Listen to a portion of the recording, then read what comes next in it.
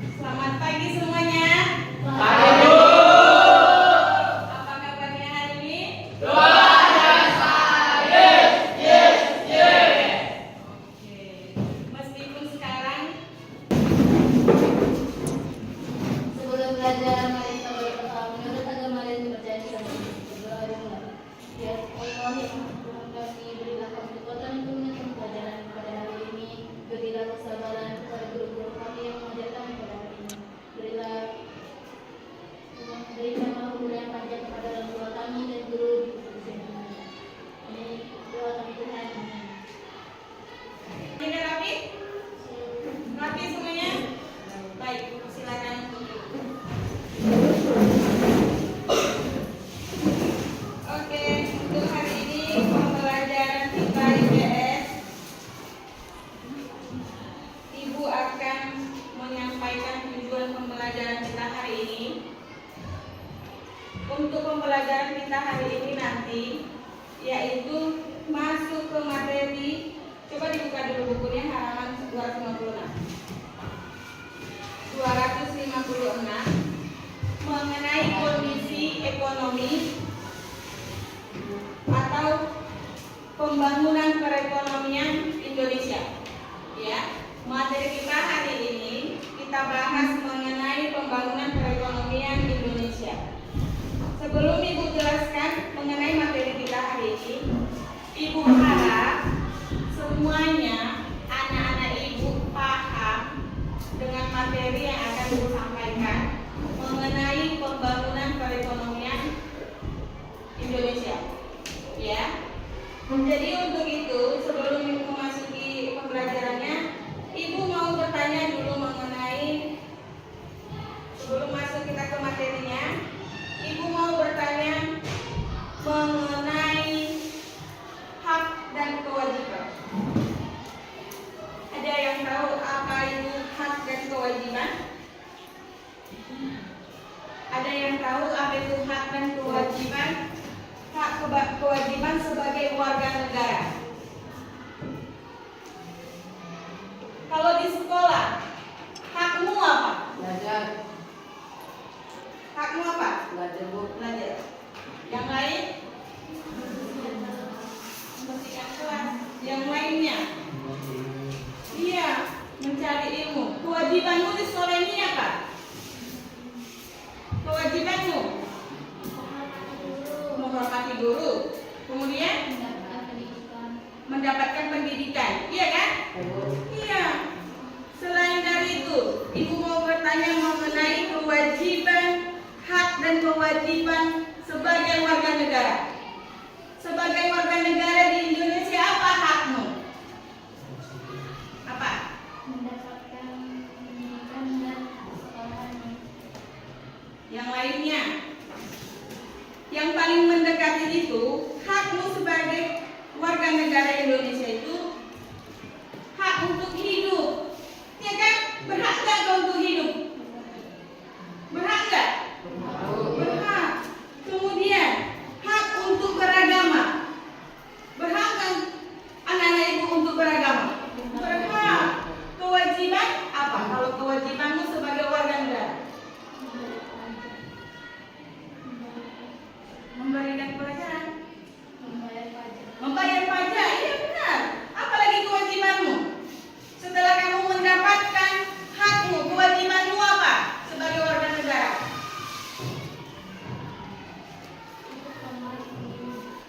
Tidak melakukan tindakan kriminal. Kalau kamu melakukan itu, apa yang akan terjadi? Maka kamu akan dikenakan sanksi. Jadi, masukkan kita ke materi kita mengenai pembangunan perekonomian Indonesia. Pembangunan.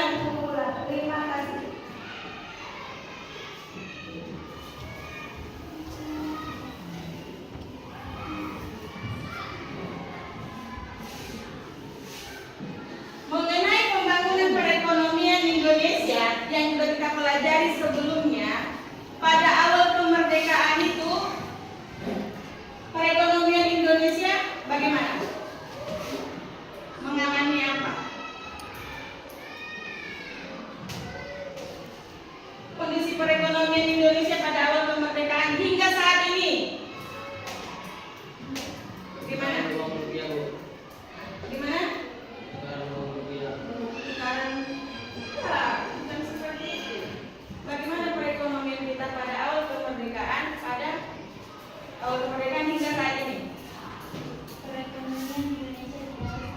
tidak stabil. Berarti masih ingat ya? Masih ingat ya pembelajaran kita sebelumnya ya? Iya, kondisi ekonomi Indonesia sejak masa awal kemerdekaan hingga sekarang merupakan bagian dari dinamika apa? Perekonomian. Dan perekonomian Indonesia pada masa kemerdekaan menghadapi suatu masalah, yaitu masalah hiperinflasi atau inflasi, yang dimana peredaran mata uang asing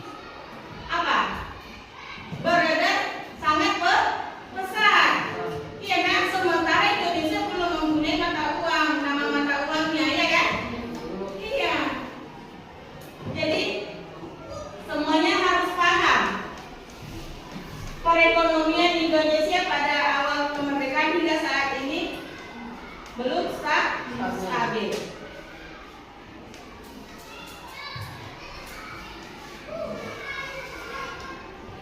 Oke, sebelum Ibu jelaskan mengenai materi kita hari ini, Ibu akan menunjukkan suatu video mengenai materi kita, yaitu mengenai pembangunan perekonomian Indonesia. Sebelum Ibu tampilkan videonya, Ibu meminta ambil kelompoknya masing-masing sesuai dengan yang sudah kita tentukan sebelumnya. Ayo, coba dibentuk kelompok. Oke, Ibu harap semuanya fokus melihat materi yang akan Ibu sampaikan, ya.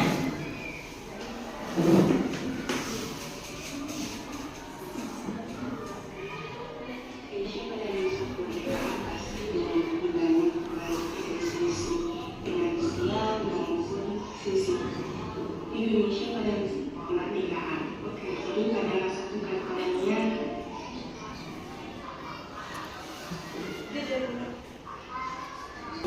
Dari sisi finansial dan sisi politik. Yang coba diperhatikan videonya semua baik-baiknya. Apakah ada proses terlebih dahulu atau kita langsung berbicara ya? Karena sebenarnya udah belajar lagi yang eksploitasi.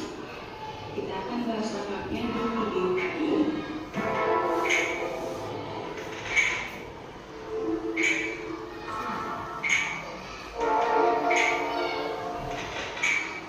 Saya kembali lagi dengan aku Kasita dengan video ini akan membahas tentang perekonomian Indonesia pada masa kemerdekaan. Jadi pada masa kemerdekaan, sebenarnya keadaan ekonomi bangsa Indonesia itu masih belum stabil.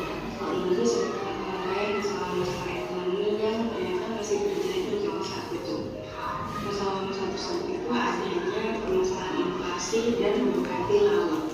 Nah, kita akan bahas satu-satu tentang inflasi ini dan mendekati laut. Lihat masalahnya. Inflasi. Beberapa bulan setelah masa kemerdekaan, bangsa Indonesia itu mengalami inflasi yang bisa dibilang inflasinya sangat tinggi atau hyperinflasi. Inflasi ini karena mata uang Jepang itu beredar secara tidak terkendali. Nah, terus apa? Mata uang Jepang menjadi saya kenapa kita masih Jadi masalah inflasi itu ada ini ya, peraturan pinjaman atau teori dan membentuk negara Indonesia. Cara mengatasinya ya, cara mengatasinya itu yang dilakukan. Jadi rupiah itu belum ada guys, makanya kita masih pakai mata uang Jepang. Ada satu juga kas negara juga masih kosong nih, dan pajak yang juga supaya masuk itu juga seperti BTC ya. Nah, dari BTC ini berasal dari kelompok dengan perusahaan swasta yang ada di Amerika Serikat. Dalam transaksi pertama, pihak AS itu bersedia membeli barang-barang ekspor seperti gula, teh, karet. Jadi kita udah mulai bisa melakukan ekspor ke Amerika Serikat.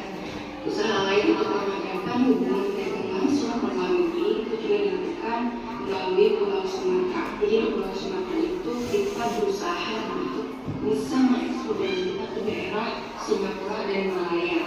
Usaha ini dilakukan dengan perahu layar dan kapal cepat. Jadi pelaksanaan penembus sama juga ini dilakukan oleh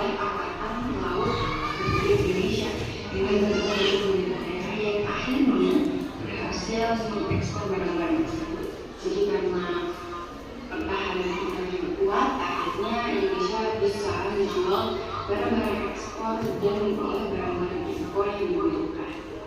Gimana nih, udah paham belum tentang permasalahan yang kita hadapi selama 2 menit? Oke, sampai di situ videonya.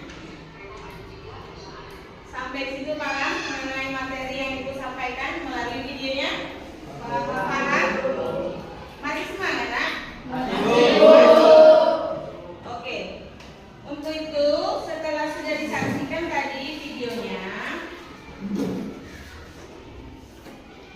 Ibu akan memberikan tugas untuk yang 3 kelompok, dari kelompok 1 sampai 3. Yang untuk kelompok 3, Ibu mau membuat tugas meringkas ulang mengenai materi kita yang Ibu sampaikan melalui video tadi. Meringkas ulang apa yang sudah kamu pahami mengenai materi kita yang Ibu tampilkan tadi. Ya? Paham? Oke, itu untuk kelompok 3. Untuk kelompok 1, Ibu memberi tugas membuat ringkasan atau meneliti ulang dalam bentuk bagan berbentuk bagan. Ibu suruh ya membuat yang sesuai dengan materi yang ada di video, ya bisa. Pernah buat bagan kan? Oke, Ibu suruh membuat bagan dalam bentuk ringkasannya dalam berbentuk bagan. Mana-mana aja nanti yang bagian yang penting-penting. Siap? Kelompoknya? Kelompok 1 itu siap? Siap kelompok 1, Nak? Sama Ibu. Kelompok 2? Siap? Siap, Bu. 3? Ikut lagi, Bu. Sekali lagi. Oke.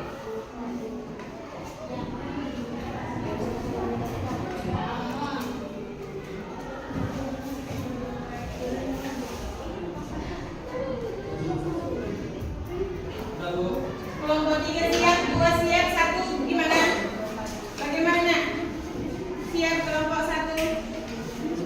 Oke, untuk itu Ibu memberi kesempatan untuk yang 3 kelompok 1, 2, dan 3 untuk mempresentasikan hasil dari ringkasannya atau pemahamannya mengenai materi kita hari ini. Untuk itu Ibu persilakan kelompok 3 untuk maju. Kelompok 3. Orang aja lah. Saya memperhatikan temannya mempresentasikan hasil dari ringkasannya ya. Ayo kelompok untuk kelompok 3 bisa dimulai.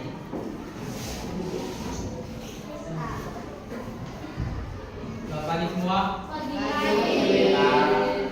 Kami dari kelompok 3 akan mempresentasikan atau menjelaskan dalam pembangunan perekonomian Indonesia. Bab 4,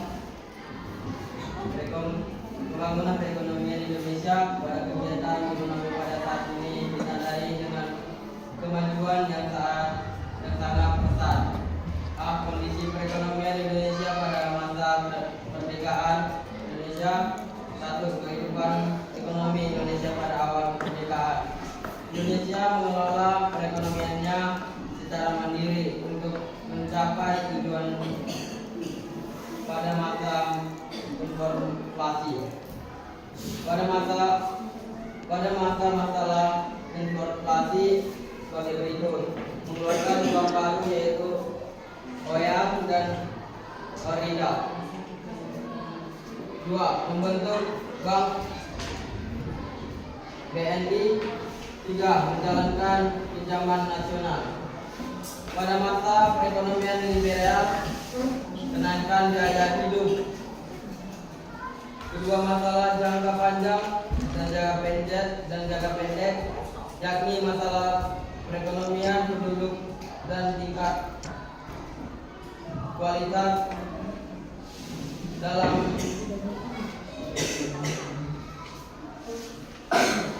kehidupan Indonesia pada masa Orde Baru sebagai berikut. Program jangka pendek, program jangka panjang, pelaksanaan pembangunan pada masa Orde Baru untuk mendukung pada strategi pembangunan yang sebagai berikut. 1. Pemerintahan pembangunan dan hasil sosial menjadi sebagai Indonesia bagi rakyat Indonesia. 2. Pertumbuhan ekonomi yang cukup tinggi. 3. Stabilitas nasional yang sehat dan stabil. Inilah